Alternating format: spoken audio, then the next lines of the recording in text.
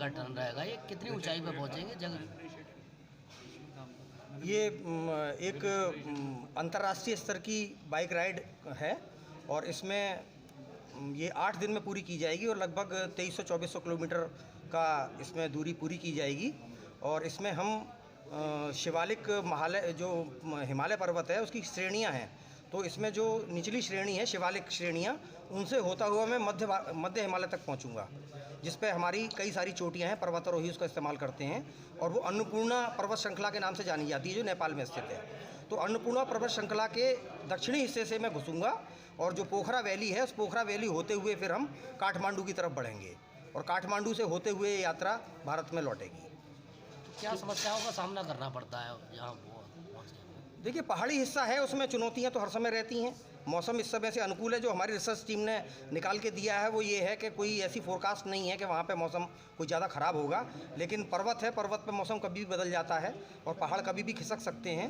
तो उन परिस्थितियों में दिक्कतें आती हैं। तो उन दिक्कतों को फेस करने के लिए हम जा रहे हैं, क्योंकि साधारण जीवन में तो फिर अपने सुविधानुसार आदमी चुनता है चीज़ों को, लेकिन ये ऐसी राइड है कि इसमें हमें कुछ पता नहीं है कि मौसम कैसा होगा, परिस्थितियाँ कैसी होंगी, हमारी मशीन जो हम बाइक यूज़ कर रहे हैं वो ठीक से हमारा साथ देगी या नहीं देगी, कोई ब्रेकडाउन तो नहीं होगा, कोई एक्सीडेंट तो नहीं होगा। इस तरह की चीज़ों के लिए हम हमेशा तैयार रहते हैं। यहाँ के बच्चे वहाँ सांस लेने में क्या दिक्कत है? दिक्कत होगा सांस लेने में परेशानी? सांस लेने में इस राइड में तो इनफैक्ट नहीं आएगी, क्योंकि बहुत दुर्गम क्षेत्र नहीं है वो।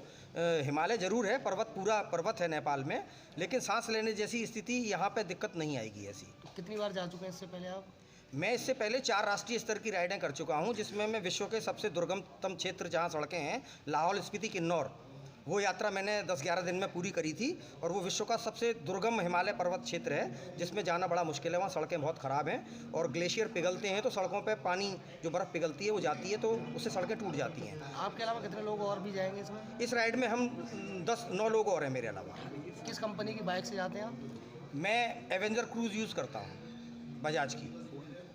कितने दिन का टूर रहेगा? फ़ोन बज रहा है। ये लगभग 8 दिन का है। मैं 22 तारीख की शाम को संभवतः सब ठीक ठाक रहा तो मैं 22 तारीख की शाम तक अलीगढ़ आ जाऊँगा। ये 15 तारीख को शुरू होगी कमिश्नरी सभागार से, और इसमें कमिश्नर साहब जो है फ्लैग ऑफ करेंगे इसको, और हमारे एसएसपी साहब भी इसमें होंगे और वो भी राइडिंग के बहुत शौकीन हैं। संभवतः हम लोग, मैं और एसएसपी साहब एक राइड करते हुए आप 2020 में देखेंगे, और कल भी मेरी उनसे बात हुई है।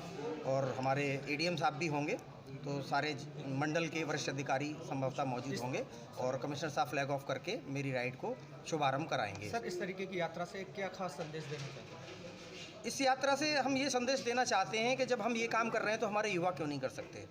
वो प्रचलित खेलों में हिस्सा लेके वो साहसिक खेलों में आए ना आगे। जीवन में इतनी चुनौतियां हैं, उनको कैसे, आज का युवा बहुत जल्दी हार मान जाता है। इन चुनौतीपूर्ण खेलों से ये है कि युवा के अंदर ना संघर्ष करने की क्षमता पैदा होती है, और उसके जब वो पूरा कर लेता है इनको सफलतापूर्वक, तो उसके अंदर एक नया विश्वास पैदा होता है। और से अलीगढ़ में क्या संदेश है? अलीगढ़ के युवाओं को मैं संदेश देना चाहता हूँ कि प्रचलित खेलों किलोमीटर का टर्न रहेगा। ये कितनी ऊंचाई पे पहुंचेंगे जगह? ये एक अंतर्राष्ट्रीय स्तर की बाइक राइड है और इसमें ये 8 दिन में पूरी की जाएगी और लगभग 2300-2400 किलोमीटर का इसमें दूरी पूरी की जाएगी। और इसमें हम शिवालिक हिमालय पर्वत है उसकी श्रेणियां हैं, तो इसमें जो निचली श्रेणी है शिवालिक श्रेणियां, उनसे होता हुआ मैं मध्य हिमालय तक पहुंचूंगा, जिस पे हमारी कई सारी चोटियां हैं, पर्वतारोही उसका इस्तेमाल करते हैं। और वो अन्नपूर्णा पर्वत श्रृंखला के नाम से जानी जाती है जो नेपाल में स्थित है। तो अन्नपूर्णा पर्वत श्रृंखला के दक्षिणी हिस्से से मैं घुसूंगा और जो पोखरा वैली है उस पोखरा वैली होते हुए फिर हम काठमांडू की तरफ बढ़ेंगे और काठमांडू से होते हुए यात्रा भारत में लौटेगी। क्या समस्याओं का सामना करना पड़ता है यहाँ पहुँचने में? देखिए, पहाड़ी हिस्सा है, उसमें चुनौतियां तो हर समय रहती हैं।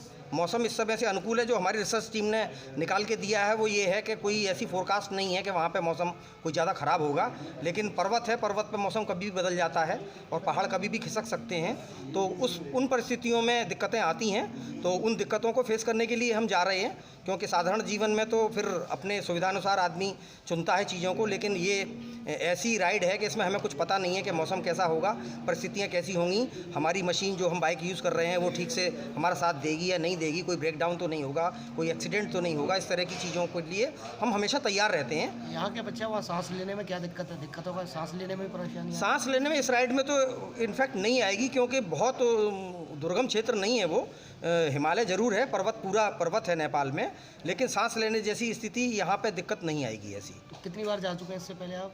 मैं इससे पहले 4 राष्ट्रीय स्तर की राइडें कर चुका हूँ, जिसमें मैं विश्व के सबसे दुर्गमतम क्षेत्र जहाँ सड़कें हैं, लाहौल स्पीति किन्नौर, वो यात्रा मैंने 10-11 दिन में पूरी करी थी।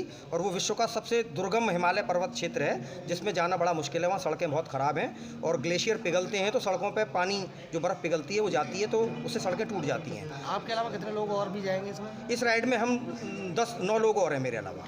किस कंपनी की बाइक से जाते हैं आप? मैं एवेंजर क्रूज़ यूज़ करता हूँ, बजाज की।